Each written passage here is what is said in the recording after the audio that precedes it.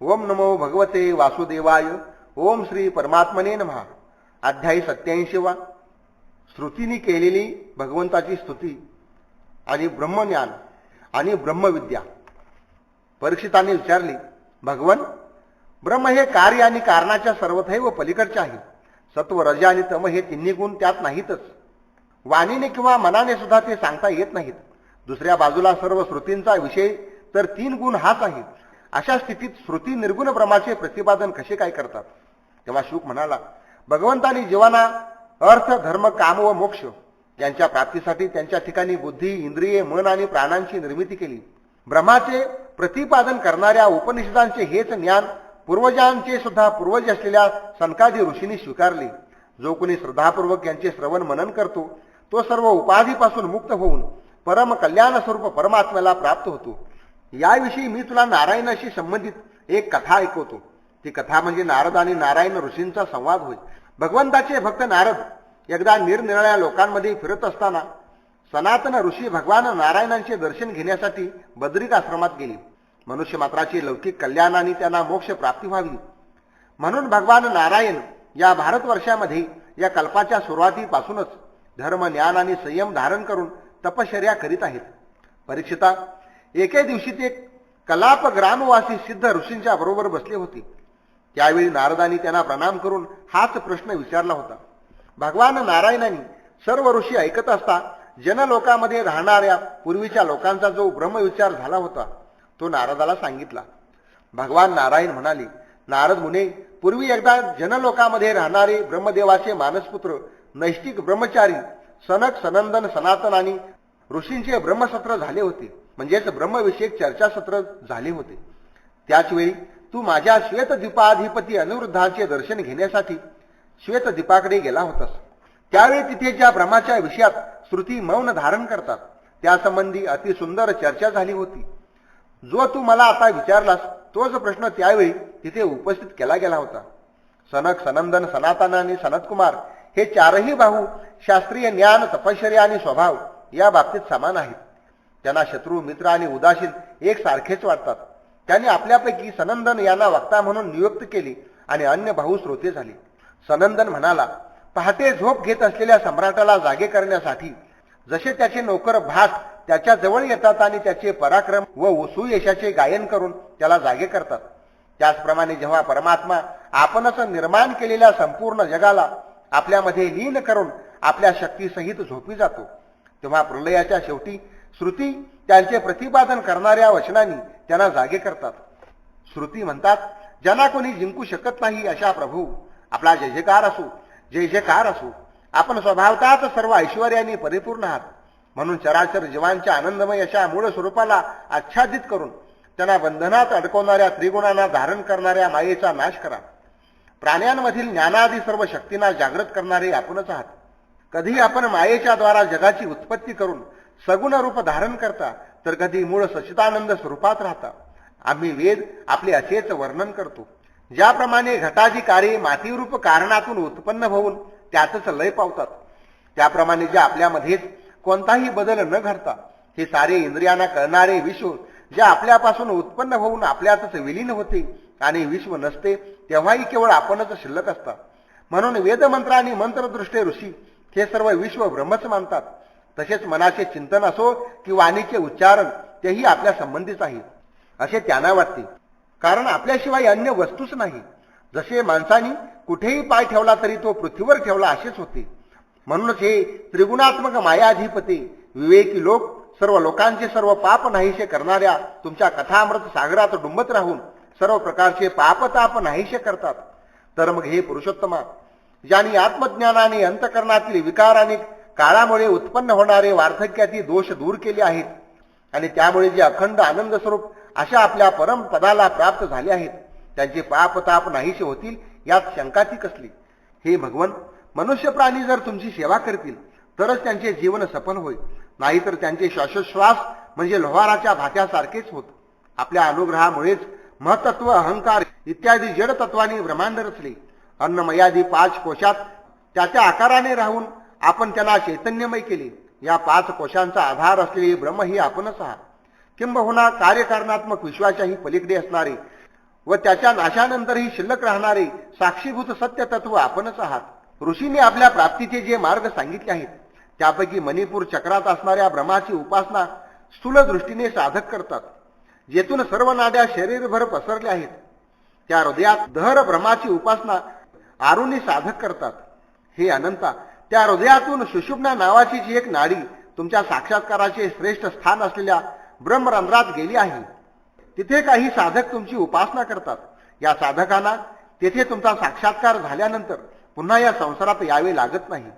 स्वतःच निर्माण केलेल्या निरनिराळ्या योनीमध्ये उपादान कारण रूपाने आपणच असून जीव रूपाने जणू प्रवेश केला आहे.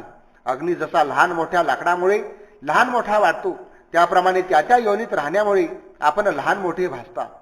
म्हणूनच निर्मल अंतकरण असलेले निष्काम भक्त मिथ्या असणाऱ्या सर्व योनीत सत्य सर्वत्र समान एकरस असे तुमचे स्वरूपच असल्याचा अनुभव घेतात. स्वतःच्या कर्माने निर्माण केलेल्या शरीरात राहणारा कार्यकारण रहित असा जो जीवात्मा तो सर्व शक्तिसंपन्न असे आपलेच स्वरूप आहे. ज्ञानी लोक जीवाच्या या वास्तविक स्वरूपाचा विचार करून या भूलोकात कर्माच्या समर्पणाचे स्थान व मोक्ष स्वरूप अशा आपल्या चरणांची पूर्ण श्रद्धेने उपासना करतात. कारण या उपासनेनेच जीवाला मीच ब्रह्म आहे हा साक्षात्कार होतो. हे परमेश्वरा, कळण्यास अत्यंत कठीण अशा आत्मतत्वाचे ज्ञान करून देण्यासाठी अवतार घेणाऱ्या आपल्या चरित्र रूप अमृताच्या महासागरात पोहून जे आपले त्रिविध ताप नाहीसे करतात त्यांना मोक्षाची ही इच्छा नसते. इतकेच काय, पण काही जण तर आपल्या चरण कमलांचे हंस बनून सेवा करणाऱ्या भक्तांच्या सहवासात राहण्यासाठी आपल्या घरादाराचाही त्याग करतात.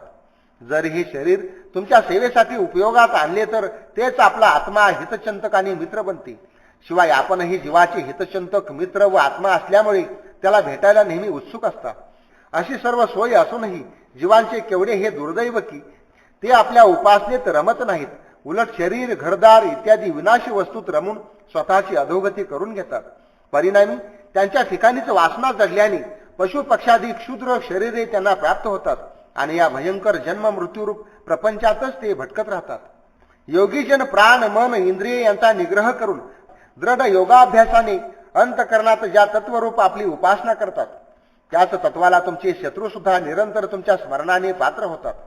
शेषनागाच्या शरीराप्रमाणे असणाऱ्या तुमच्या बाहूवर आसक्त होणाऱ्या स्त्रिया आणि तुमची चरणकमले नित्य धारण करणाऱ्या आमची श्रुती समदर्शी अशा तुमच्या दृष्टीने सारख्याच. योगाने असो, द्वेषाने असो, प्रेमाने असो की अद्वितीय भावने नसो, तुमचे स्मरणच तुमची प्राप्ती करून देणारे आहे. हे भगवन, अनादि व अनंत अशा ज्या आपल्यापासून प्रथम ब्रह्मदेव त्यानंतर आध्यात्मिक व अधिदैविक देवगण उत्पन्न झाले त्या आपल्याला या जगात ज्यांचे जन्म मृत्यू त्याही नंतरचे आहेत त्यापैकी कोण बरे जाणू शकेल. शिवाय ज्यावेळी आपण सारे विश्व आपल्या हात समाविष्ट करून झोपी जाता त्यावेळी तर स्थूल सूक्ष्म जग, काळाचा वेग किंवा शास्त्र काहीच नसते, तर मग तुमचे ज्ञान कोणाला कसे होणार. वैशेषिक पूर्वी नसलेले जग नवीन उत्पन्न झाले असे मानतात. नैयायिक 21 प्रकारच्या दुःखांचा नाश हाच मोक्ष मानतात. सांख्य आत्मे अनेक मानतात. मीमांसक कर्म फलालाच सत्य मानतात. श्रुती विरोधामुळे हे सर्व भ्रमात्मक ज्ञान आहे. परमात्मा त्रिगुणात्मक आहे ही भेदबुद्धी तुमच्या बाबतीत अज्ञानमूलक आहे. अज्ञानाच्या पलीकडे केवळ ज्ञानस्वरूप असणारे आपल्या ठिकाणी हा भेद कुठून असणार. तुमच्या अधिष्ठानावर पुरुषापासून सर्व त्रिगुणात्मक जग मनामुळे नसूनही असल्यासारखे भासते. आत्मज्ञानी मात्र हे सर्व विश्व आत्म्यापासून उत्पन्न झाल्यामुळे आत्म्याप्रमाणेच सत्य मानतात. सोन्याचा दागिनाही सोने म्हणूनच स्वीकारला जातो ना, तसेच आपल्यापासून उत्पन्न झालेले व आपण ज्यामध्ये प्रवेश केला आहे असे हे जग आत्मज्ञानी निश्चयाने आत्मस्वरूपच मानतात. सर्व चराचर हे आपले निवासस्थान आहे असे समजून जे तुमची सेवा करतात ते जन्म मृत्यूची पर्वा न करता मृत्यूच्या मस्तकावर पाय ठेवतात, म्हणजेच ते मुक्त होतात. परंतु तुमच्यापासून जे दूर जातात ते जरी विद्वान असले तरी त्यांना तुम्ही जनावरांना बांधावे तसे मायेच्या दाव्याने बांधून टाकता. या उलट जे तुमची भक्ती करतात ते स्वतःला आणि इतरांनाही पवित्र करतात. भक्तिहीन विद्वानांना केवळ शब्दज्ञान होते आणि भक्तांना भगवंताचा साक्षात्कार होतो. हे प्रभू, आपण इंद्रिय रहित आहात, पण स्वयंप्रकाश आहात. आपल्या ज्ञानाला इंद्रियांची जरूर नाही. साऱ्या प्राण्यांची इंद्रिये आपल्यामुळेच कार्य करतात. म्हणूनच मायावेष्टित ब्रह्मदेवासह सर्व देव आपली पूजा करतात आणि मनुष्यांनी दिलेले हव्य कव्यादी भक्षण करतात. ज्याप्रमाणे मांडलिक राजे प्रजेकडून कर घेऊन सम्राटाला देतात त्याचप्रमाणे सर्व देव त्यांना ज्या ज्या कार्यासाठी नेमलेले असेल ते कार्य तुमच्या भीतीने पार पाडतात. हे मायारहित प्रभो, जेव्हा आपण मायेसह क्रीडा करू इच्छिता तेव्हा मायेचा संग नसलेल्या तुमच्या केवळ संकल्पाने मायेमुळे उत्पन्न होणाऱ्या सूक्ष्म शरीराने युक्त होऊन निरनिराळ्या चराचराचा जन्म होतो. आपण आकाशाप्रमाणे सर्वाशी सम असून परम दयाळू आहात. आपल्याला कोणी सुखी नाही की परकीय नाही. या सृष्टीच्या प्रारंभी वाणीला किंवा मनाला न कळणारे आपण शून्यवत होता. हे नित्य एकरस प्रभू, जर जीव वास्तविक अनंत नित्य आणि सर्वव्यापी असतील तर ते आपल्यासारखेच असल्यामुळेच आपण त्यांचे नियंत्रक होऊ शकणार नाही. मात्र असे नसेल तर आपण त्यांचे नियंत्रण करू शकाल. उपाधीने का असेना, पण जीवरूप कार्य ज्या परमात्मरूप कारणापासून निर्माण झाले ते कारण सर्व जीवामध्ये असल्यामुळे परमात्माच सर्व जीवांचा नियंता ठरतो. जे लोक आपल्याला जाणले असेच म्हणतात त्यांना आपण कधीच कळलेले नसता. कारण जाणली जाणारी वस्तू प्रत्येकाच्या मतानुसार वेगळी ठरते आणि आपण तर नित्य एकरूप असे आहात. प्रकृती आणि पुरुष हे दोन्हीही जन्मरहित असल्यामुळे यापैकी कोणीही एक जीवरूपाने जन्मले असे म्हणता येत नाही. म्हणून वारा हे निमित्त कारण आणि पाणी हे उपादान कारण यापासून बुडबुडे तयार होतात. तसेच पुरुष व प्रकृती या दोहोंच्या संयोगाने जीव तयार होतात असे म्हटले पाहिजे. त्यामुळेच हे सारे जीव अनेक प्रकारच्या नामरूपासह परम कारण अशा तुमच्यामध्येच विलीन होतात. जशा नद्या समुद्रात किंवा जसे सर्व फुलांचे रस मधात विलीन होतात. हे प्रभू, तुमच्या मायेमुळे हे जीव जन्म मृत्यूच्या चक्रात फिरत आहेत. हे पूर्णपणे जाणून ज्ञानी लोक संसार निवर्तक अशा आपल्याला शरण येतात. जे आपल्याला अनुसरतात त्यांना संसार भय कोठून असणार. मात्र ज्यांची भ्रुकुटी हाच 3 ऋतू असणारा काळ आहे तो आपल्याला शरण न येणाऱ्यांना भयभीत करतो. आपल्याला शरण आल्यास संसाराचे किंवा काळाचे भय उरत नाही. हे अजन्मा प्रभू, ज्यांनी इंद्रिय व प्राण यांचा निग्रह केलेला आहे पण जे गुरुचरणांना शरण गेले नाहीत ते जर उच्छृंखल व अत्यंत चंचल अशा मनरूप घोड्याला ताब्यात आणण्याचा प्रयत्न करतील तर त्याचे त्यांना फक्त कष्टच होतील व त्यांच्यावर शेकडो संकटे येतील. जशी नावाड्याशिवाय नाव घेऊन समुद्र प्रवास करणाऱ्या व्यापाऱ्यांची गत होती तशी त्या साधकाची गत होते. सर्व रस स्वरूप असे तुम्ही जीवांचा आत्मा असताना तुमचा आश्रय करणाऱ्या माणसाला आप्तेष्ट पुत्र, शरीर, पत्नी, धन, घर, जमीन जुमला, प्राण किंवा रथ इत्यादी गोष्टींची काय जरुरी आहे. याउलट आत्मसुख हेच सत्य सुख आहे. हे न जाणणाऱ्या आणि सुखासाठी मैथुनादी गोष्टींचा अवलंब करणाऱ्या अज्ञानी लोकांना मुळातच नश्वर व निस्सार अशा या संसारातील कोणती वस्तू आनंद देऊ शकणार आहे. या पृथ्वी तलावर हृदयात आपल्या चरण कमलांना धारण करणारे व त्यामुळेच ज्यांचे चरणतीर्थ पाप नाहीसे करते असे ऋषी सुद्धा अहंकार रहित होऊन अतिशय पुण्यमय अशा तीर्थांचा व आश्रमांचा आश्रय करतात. माणसाने नित्य आनंदमय आत्मस्वरूप अशा आपल्या ठिकाणी एक वेळ जरी मन लावले तरी ते पुन्हा माणसाचे विवेक वैराग्यादी गुण नाहीसे करणाऱ्या घराकडे फिरकत नाहीत. कारण व कार्य एकरूप असतात. या नियमाप्रमाणे हे विश्व सततत्वापासून उत्पन्न झाल्यामुळे सत आहे असे म्हणावे तर ते तर्कदुष्ट ठरत नाही. कारण जग हे असत्य आहे. कारण व कार्य एकरूप असतात हा नियमही निरपवाद नाही. जसा पिता व पुत्र यांच्यात कार्यकारण भाव असला तरी एकरूपता नसते. काही ठिकाणी तर कार्य काल्पनिक असते. जसे दोरी हे साप भासण्याचे कारण असले तरी त्या ठिकाणचे कार्य हा साप काल्पनिक असतो. या ठिकाणी सर्पाभासाचे कारण केवळ दोरी नसून दोरीचे अज्ञान हेही एक कारण आहे.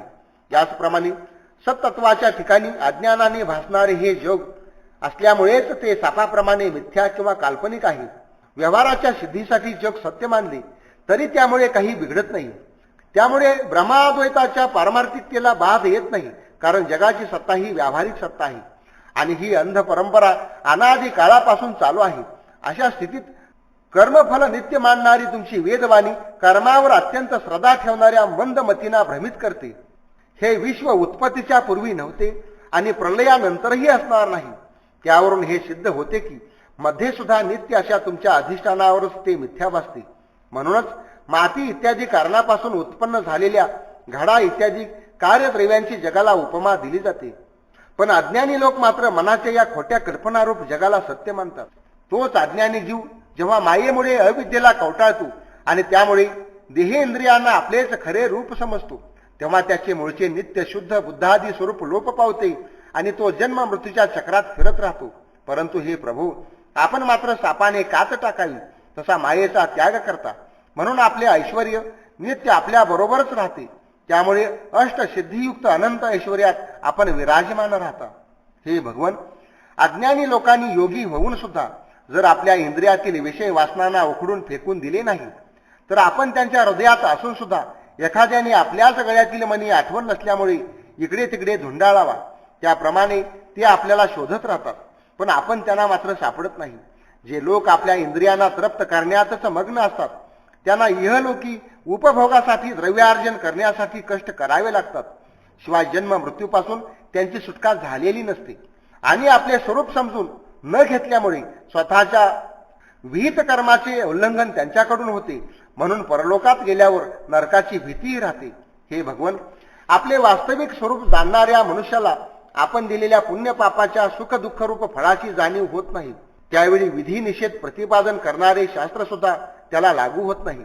शिवाय ज्या माणसाने दररोज आपल्या प्रत्येक युगामध्ये केलेल्या उपदेशाचे संतांकडून श्रवण करून त्याद्वारा तुम्हाला स्वतःच्या हृदयात प्रतिष्ठित केले, त्यांनाही आपणच मोक्ष प्राप्त करून देता. हे भगवन, स्वर्ग इत्यादी लोकांचे अधिपतीच आपला थांग लावू शकले नाहीत असे नाही, तर आपल्याला सुद्धा तो लागला नाही. कारण जर आपल्याला शेवटच नाही तर तो कोण कसा जाणू शकेल. प्रभो, जसे आकाशात हवेमुळे धुळीचे अनंत कण उडत असतात, त्याचप्रमाणे आपल्यामध्ये कालगतीनुसार उत्तरोत्तर दसपट 7 आवरणासहित असंख्य ब्रह्मांडे एकाच वेळी फिरत असतात. आम्ही श्रुती सुद्धा तुमच्या स्वरूपाचे तुमच्या व्यतिरिक्त वस्तूंना हे नव्हे हे नव्हे म्हणजे नेती नेती असा निषेध करीत शेवटी तुमच्यापर्यंत येऊन थांबतो.